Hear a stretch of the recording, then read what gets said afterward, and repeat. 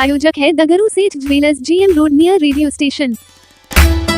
दरभंगा के श्यामा माई मंदिर से दर्शन कर लौट रही एक बूढ़ी महिला से सोने की चेन की हुई छिनतई। मौके पर पहुंची विश्वविद्यालय थाना पुलिस मामले की जांच में जुटी। शुक्रवार को अचानक दरभंगा के राज परिसर के चौरंगी के पास उस समय अफरा तफरी की स्थिति उत्पन्न हो गई, जब एक बूढ़ी महिला एवं उसकी बेटी श्यामा मंदिर से दर्शन कर रामबाग अपने घर जा रही थी। इसी दौरान उसके गले से मोटरसाइकिल पर सवार दो युवक सोने की चेन की छिनतई कर ली और वहां से फरार हो गए। जब तक लोग कुछ समझ पाते तब तक वो जगह से गायब हो चुका था। तो वहीं महिला ने रोते हुए मीडिया को कई बातों की जानकारी शुक्रवार को दोपहर 12:30 बजे देते हुए बताया कि हम लोग श्यामा मंदिर से मां श्यामा के दर्शन कर लौट रहे थे और अपने घर रामबाग जा रहे थे। तभी मोटरसाइकिल सवार दो लोग आए, जिसमें से मोटरसाइकिल चालक हेलमेट पहने हुआ था और पीछे बैठा व्यक्ति बिना कुछ लगाए हुए था और वह चैन छीन कर भाग गए। तो वहीं मौके पर मौजूद लोगों ने जानकारी देते हुए यह भी बताया कि अगर विश्वविद्यालय प्रशासन, विश्वविद्यालय थाना पुलिस एवं मंदिर प्रशासन चौकस और सतर्क रहे और जगह जगह CCTV लगाए तो गाड़ी की चोरी की संख्या कम हो जाएगी। साथ ही जो भी लफंगे या चेन स्नैचर घूम रहे हैं वह भी नहीं आ पाएंगे। इसके अलावा उन्होंने कई बातें कही है। आइए सीधे सुनाते हैं क्या कुछ कहते हैं इस संदर्भ में मौके पर मौजूद लोग। चेन चोरी हो गया, खींच के भाग गया बाइक वाला। कितना आदमी से था वो? दो थे गाड़ी पे, हम दो माँ बेटी थी। हेलमेट वगैरह भी पहना हुआ था? हाँ, आगे वाला हेलमेट और पीछे वाला? गाड़ी में नंबर प्लेट वगैरह था? अब इतना मुझे क्या पता जी, ये चोरी करने आए उसको सब कुछ हम चेक कर लिए, मुझे पता था। कितना का था सोना का? चेन कितना भरी? 2 भरी। 2 भरी का था। कहाँ पर आप आए थे? यहाँ माता रानी के मंदिर से पूजा करके घर आ रही। कहाँ के रहने वाले? यही रामबाग। रामबाग। पैदल जा रहे थे? पुलिस आई थी? नहीं, अभी तुरंत आई है पुलिस।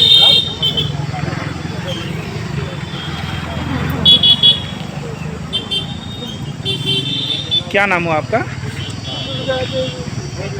नहीं है, कहाँ है कैमरा? कहाँ एक्शन ले रहे हैं वो लोग, बताइए। कुछ ले रहे हैं, कर रहे हैं? कुछ नहीं अभी तक हुआ है। 2 घंटे से हम लोग घूम रहे हैं, उधर इधर कर रहे हैं। क्या बोलेंगे, कैमरा ही नहीं है, बोल रहे कैमरा ही नहीं है। कहाँ देखें, क्या करें, बताइए, क्या देख के बोलें? ये यूनिवर्सिटी कैंपस का गेट है, राजा मूर्ति। यहाँ बगल में फायर ब्रिगेड है। आंटी का चेन कम से कम मैं जिला प्रशासन से, मंदिर प्रशासन, पुलिस प्रशासन से और विश्वविद्यालय प्रशासन से एक मांग करता हूँ कि इन सब एरियाओं में इतने अच्छे श्रद्धालु आते हैं हजारों की संख्या में, कम से कम जगह जगह पे CCTV कैमरा लगाया जाए। यहाँ से आए दिन बाइक की भी चोरी होती है। कम से कम इस सब को पकड़ने के लिए जिला प्रशासन, विश्वविद्यालय प्रशासन और हमारा मंदिर प्रशासन कम से कम सब मिल करके एक बैठक कर करके सब जगह CCTV लगाया जाए और CCTV लगाने के बाद ही लोग संदिग्ध धराएगा। अभी इनका चेन छीन लिया, जा रही थी पूजा करके चेन छीन लिया। हम लोग बगल में थे, हम लोग को बताई तो हम लोग इनको थाना ले गए। अब प्रशासन इस पर अनुसंधान करेगी क्या। तब उसके पास हथियार भी हो सकता था? हो सकता, पिछले दिनों जो घटना घटी है कहीं फिर वो घट जाती है आज? हो सकता था। कोई ठीक नहीं है, मनोबल सबका बढ़ा हुआ है। इस मनोबल को तोड़ने के लिए हर जगह CCTV जरूरी है, तभी धराए। क्या कहें? जैसे आपने कहा कि अभी कोई घटना घट जाती है, जैसे आप अभी जैसे चैन छीनने वाला अपराधी लोग से अभी आंटी से चैन छीन से करके भाग रहा था, तो कोई अगर लेने के लिए अगर आ जाता तो अपराधी किसी प्रकार का हथियार से हमला अगर कर देते तो इन्हें बचाने वाला तो अपराधी से हाथ पे तो घायल हो जाता। तो सबसे बड़ी बात यह है कि बगल में थाना, फायर ब्रिगेड और श्यामा मंदिर, मिथिला विश्वविद्यालय, इतना बड़ा कैंपस जगह रहते हुए अभी इस एरिया में किसी फुटेज न रह करके और ऐसा घटना हुआ, ये बहुत दुर्भाग्य। कौन सी जगह हो गया? नागेंद्र झा स्टेडियम और राजा मूर्ति के बीच में और श्यामा मंदिर के बीच वाला जो रोड है उसी रोड पर चैन छीना गया है। कोतवाली थाना पुलिस ने एक देसी पिस्टल एवं एक मोटरसाइकिल के साथ 2 अभियुक्तों को किया गिरफ्तार। कागजी कार्रवाई कर भेजा न्यायिक हिरासत में। कोतवाली थाना पुलिस बीती रात गश्ती के दौरान एक देसी पिस्टल एवं एक मोटरसाइकिल के साथ 2 युवक को गिरफ्तार किया है। गिरफ्तार अभियुक्त का नाम अभिषेक कुमार पासवान, पिता का नाम कुंवर पासवान जो रत्नोपट्टी का रहने वाला है, तो वहीं दूसरे अभियुक्त का नाम रवि कुमार, पिता का नाम नारायण शाह जो मुफ्ती मोहल्ला कोतवाली थाना क्षेत्र का रहने वाला है। वहीं कोतवाली थाना पुलिस दोनों को गिरफ्तार करते हुए कागजी कार्रवाई कर न्यायिक हिरासत में भेज दिया। तो इन सभी बातों की जानकारी कोतवाली थाना पुलिस के द्वारा शुक्रवार को दोपहर 3:30 बजे दी गई। दरभंगा के महारानी रामेश्वरी लता संस्कृत महाविद्यालय में चेतना प्रज्ञा प्रवाह के द्वारा प्राचीन मिथिला एवं नारी शक्ति पर कार्यक्रम का किया गया आयोजन। मुख्य वक्ता के रूप में राज्यसभा सांसद थी मौजूद। शुक्रवार को दरभंगा के महारानी रामेश्वरी लता संस्कृत महाविद्यालय परिसर में चेतना प्रज्ञा प्रवाह दरभंगा के द्वारा प्राचीन मिथिला एवं नारी शक्ति विषय पर कार्यक्रम का आयोजन किया गया, जिसमें मुख्य वक्ता के रूप में राज्यसभा सांसद डॉक्टर धर्मशिला गुप्ता मौजूद थी, जिन्होंने इस विषय पर अपने विचार व्यक्त किए। तो वहीं मौके पर संस्कृत विश्वविद्यालय के कुल सचिव, महारानी रामेश्वरी लता संस्कृत महाविद्यालय की प्राचार्य सहित कई गणमान्य लोग मौजूद थे, जिन्हें पाग एवं अंग वस्त्र देकर सम्मानित किया गया। तो आइए सीधे सुनाते हैं क्या कुछ कहते हैं संबोधन के दौरान मौजूद लोग। शुक्रवार को दोपहर 2 बजे। का विनाश हूँ, मैं रूप सफल प्रकाश हूँ, मैं पायल की झंकार हूँ, मैं तलवार की टंकार हूँ, मैं पायल की झंकार हूँ, मैं तलवार की टकरार हूँ, मैं सौम्य रूप हूँ दुर्गा का, मैं सौम्य रूप हूँ दुर्गा का, मैं रणचंडी का अवतार हूँ, मैं माता हूँ, मैं पुत्री हूँ, मैं अर्धकेश्वर की अर्धांगिनी हूँ, मैं स्कंद माता की अंशज हूँ, मैं स्कंद माता की अंशज हूँ, मैं देवी शैलपुत्री की वंशज हूँ, मैं शिव की शक्ति हूँ, मैं शिव की शक्ति हूँ, मैं देवों की भक्ति हूँ, मैं उन्नति की उत्पत्ति हूँ, मैं उन्नति की उत्पत्ति हूँ, मैं जीवन की अभिव्यक्ति हूँ, मैं विध्वंस की प्रभारी हूँ, मैं ज्वलंत रूप में नारी हूँ, ना अबला हूँ ना बेचारी हूँ, तो देख मुझे मैं नारी हूँ। महिलाएं को अगर मौका मिले तो वो हर असंभव को भी संभव कर सकती हैं। मैं अपने नाम में अपना परिचय लास्ट में दे रही हूँ। मैं म्यूजिशियन हूँ, 37 सालों से मैं पार्लर चला रही हूँ। पावन मिट्टी पर हम सभी यहाँ के वासी हैं, हमें गर्व है अपनी मिथिला की इस मिट्टी पर, जहाँ हमने जन्म लिया और जहाँ हमने अपनी शिक्षा को ग्रहण किया और जहाँ से हमने इस संस्कार को सीखा, सभ्यता को सीखा और इस संस्कार को, इस सभ्यता को और यहाँ के ज्ञान आज देश भी लोहा मान गई है, क्योंकि यहाँ हम वृक्ष का पूजा करते हैं और वृक्ष का तुलना धरती से किया गया है और धरती का तुलना नारी से किया गया है, क्योंकि जब पृथ्वी पर कितना भी बारिश आए, आंधी आए, धूप आए, वो दूसरे को आश्रय देती है, कभी डिगती नहीं है, कभी गुस्साती नहीं है, लेकिन वही नारी का रूप है। नारी को कितना दुख सहना पड़ता है, लेकिन फिर भी वो हंसती रहती है, सारे दुख दर्द को अपने में समेट करके और आने वाला जो भविष्य होता है हमारे देश का कर्णधार, हमारा भविष्य होता है, वो हमारा बच्चे, उनको आगे बढ़ाने में वो सब कुछ निछावर करती है और वही आज का युवा, आज का बच्चा हमारे देश का भविष्य होता है। तो महिला जननी है, महिला माँ भी है, बहन भी है, बेटी भी है, शिक्षिका भी है, प्रशासन में भी है, अंतरिक्ष पर भी है, हर जगह नारी है। हम कहते हैं कि जल थल नभ अंतरिक्ष सब जगह मातृशक्ति है और हम सभी अपनी देवी को प्रणाम करते हैं, देवता को प्रणाम करते हैं।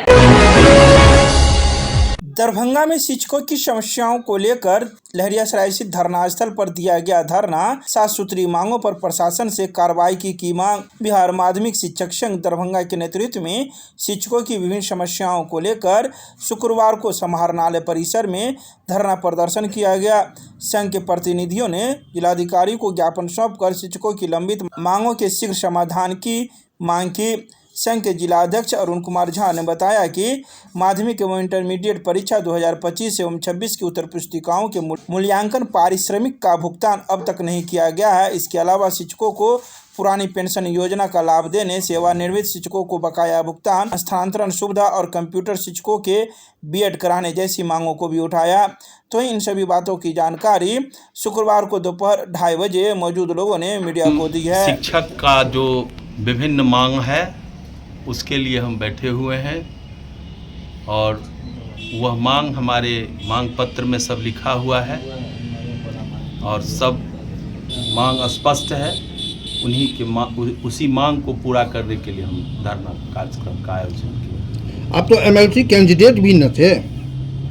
एमएलसी कैंडिडेट हैं। अभी हम लोग इसकी तैयारी कर रहे हैं और इस तैयारी के क्रम में हमको जो जानकारी शिक्षकों के साथ संपर्क अभियान में मिला और उससे पूर्व से भी हम संघीय जो हमारा अपना हम लोगों का संघ है उसमें हम राज्य पार्षद हैं, उसमें उसके माध्यम से भी हमको जानकारी मिलता रहा है। तो सब बातों को जब हम देखें, जो इस सब पर मैं अब कोई इस बात को खाली सुनने से नहीं होगा, इसके लिए कुछ न कुछ करना होगा और चुनाव तो बाद की बात है, लेकिन उस मुद्दा को लेकर के अभी से हमको इसको लगना है और इस पर में हमको लंबे समय तक, जब तक हमारा पूरा नहीं होता है सभी विभिन्न शिक्षकों का मांग, तब तक हम चैन से नहीं बैठेंगे। मुख्य मांग क्या क्या है आप लोगों का? मुख्य मांग है, जो शिक्षक कॉपी देखते हैं, बीएसईबी के द्वारा जो इंटर का बोर्ड का मूल्यांकन होता है, उसमें उनका अभी तक बहुत ऐसे शिक्षक हैं जिनको अभी तक उसका पारिश्रमिक प्राप्त नहीं हुआ है।